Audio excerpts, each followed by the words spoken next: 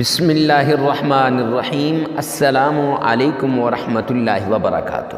معزز سامعین کرام، آج جو ہم آپ کے سامنے حاضر ہوئے ہیں یہ شعبان المعظم، شعبان المکرم کے اندر 5 ایسے کام جو ہر کسی کو شعبان میں کرنے چاہیے، خواہ وہ مرد ہو اس کو بھی کرنے چاہیے، عورت ہو اسے بھی کرنے چاہیے، جس سے آپ کی ہر مراد پوری ہو جائے گی، آپ کی تقدیر بدل جائے گی، آپ کا نصیب بدل جائے گا۔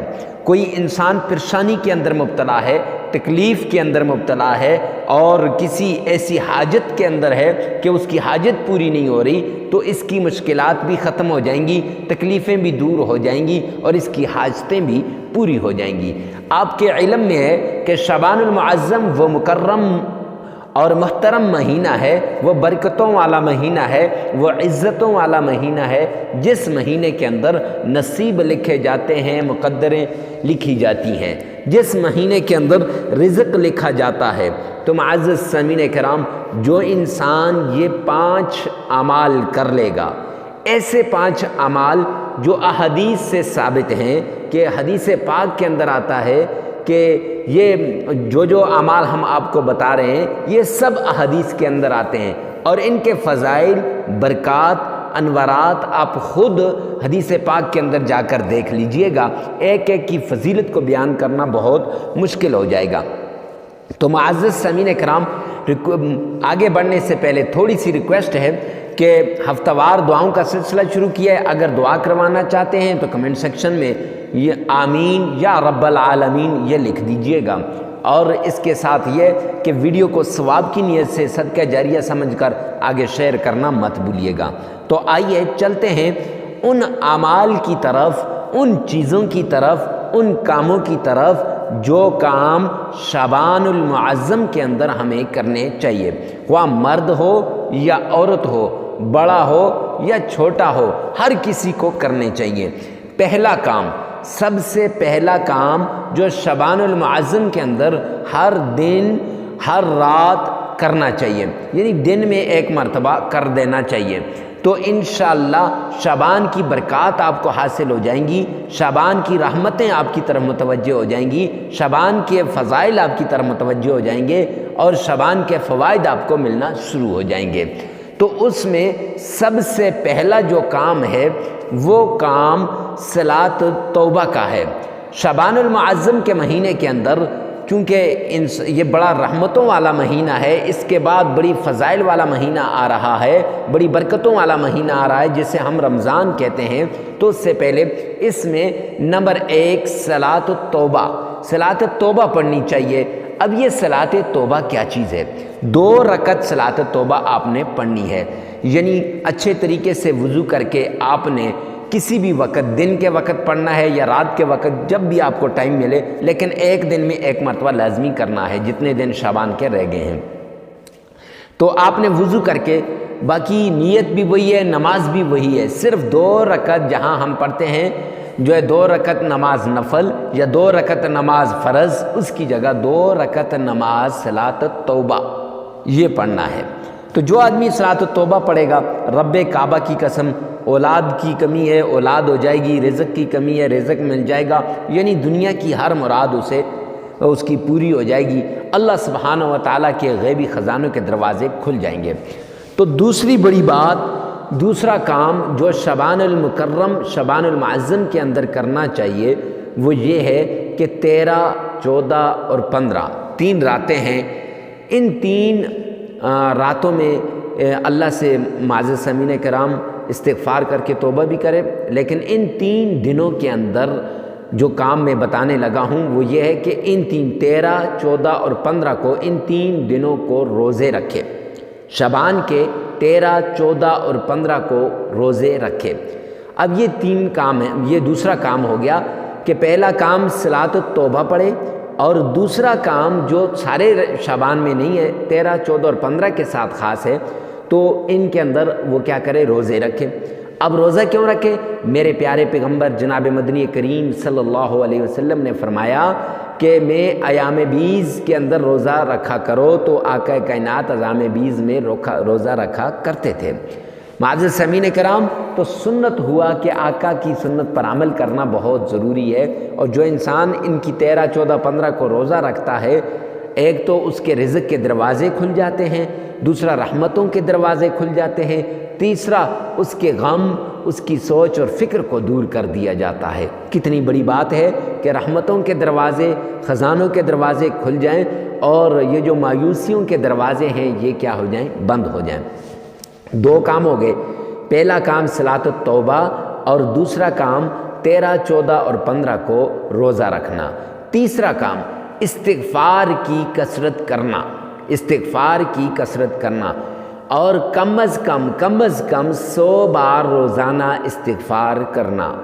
ارے بھائی یہ کیا بات ہوئی کہ استغفار کی کثرت؟ میرے بھائی، میرے پیارے پیغمبر نے فرمایا کہ جو آدمی استغفار کی کثرت کرتا ہے اس کی روزی میں اضافہ ہوتا ہے، اس کے مال میں اضافہ ہوتا ہے، اس کی دولت میں اضافہ ہوتا ہے، اس کے رزق میں اضافہ ہوتا ہے، اس کی اولاد میں اضافہ ہوتا ہے، اس کے جان مال کی حفاظت اللہ سبحانہ وتعالیٰ کرتے ہیں۔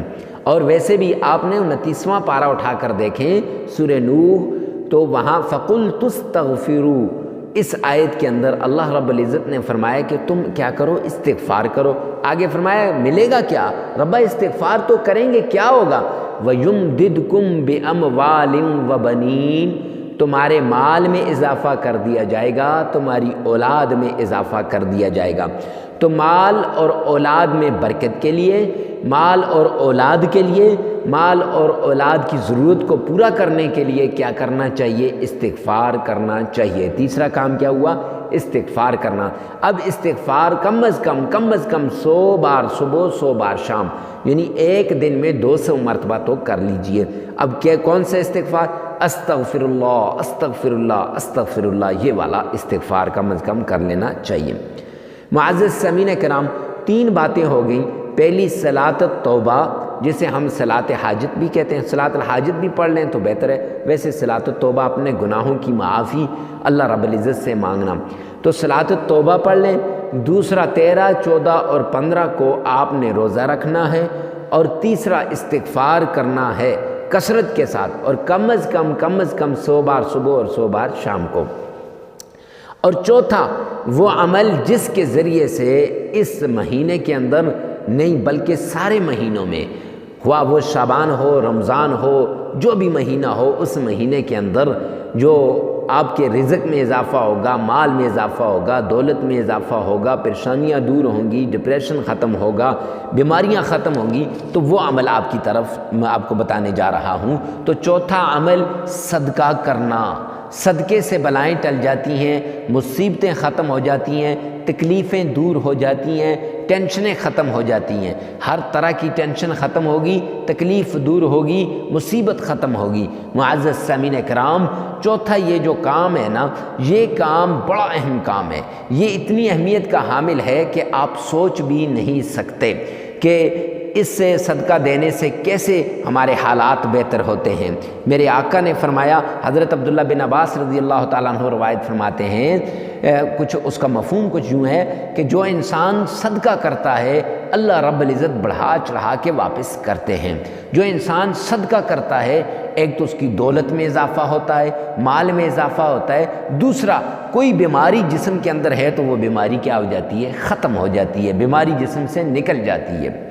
اور تیسری ایک بات یہ ہے کہ اللہ کی معیت، اللہ کی مدد جو ہے نا وہ شامل حال ہو جاتی ہے، اللہ کی نصرت آ جاتی ہے۔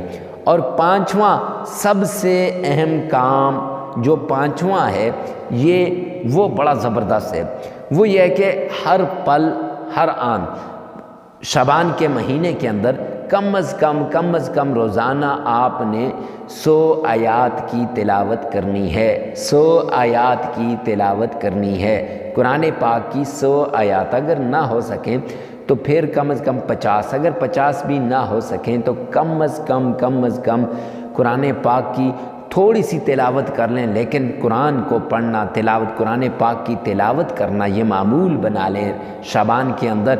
انشاءاللہ شعبان کی برکتیں، شعبان کی عظمتیں، شعبان کی رفتیں، شعبان کے سارے فوائد آپ کو مل جائیں گے، اور آپ کی مقدر بدل جائے گی، آپ کا نصیب چمک اٹھے گا۔ اللہ کی قسم آپ جس دعا کے لیے ہاتھ اٹھائیں گے آپ کی جو ہے وہ دعا قبول ہوگی۔ اب میں آپ کو بتاؤں صلاۃ التوبہ کے فضائل، آپ قرآن پاک میں، آپ احادیث میں جا کر دیکھ لیں، بزرگان دین کے پاس جا کے دیکھ لیں، نمبر 1۔ نمبر 2، آپ نے 13، 14، 15 کا روزہ رکھنا ہے، اس کے فضائل بھی دیکھ لیں۔ نمبر 3، آپ نے استغفار کرنا ہے، استغفار کے فضائل بھی آپ دیکھ لیں۔ نمبر 4، آپ نے وہ کرنا ہے صدقہ دینا ہے، اس کے جو برکات انوارات آپ نے دیکھ لینے ہیں۔ اور نمبر 5، آپ نے قرآن کی تلاوت کرنی ہے تو اس کے انوارات اور برکات بھی آپ نے دیکھ لینے ہیں۔ یہ وہ کام ہے جو شعبان المعظم میں ضرور کیجئے گا، اور ان کاموں کے بغیر آپ شعبان المعظم کے فوائد اور برکات کو نہیں حاصل کر سکتے۔ معزز سامعین کرام، ویڈیو کو ثواب کی نیت سے صدقہ جاریہ سمجھ کر آگے شیئر کرنا مت بھولیے گا، کیونکہ ہو سکتا ہے آپ کی ایک شیئر سے کسی کی زندگی بدل جائے، کسی کے حالات بدل جائیں، تو اس سے میرا اللہ راضی ہوتا ہے، میرا اللہ آپ کے حالات کو بدل دے گا۔ والسلام۔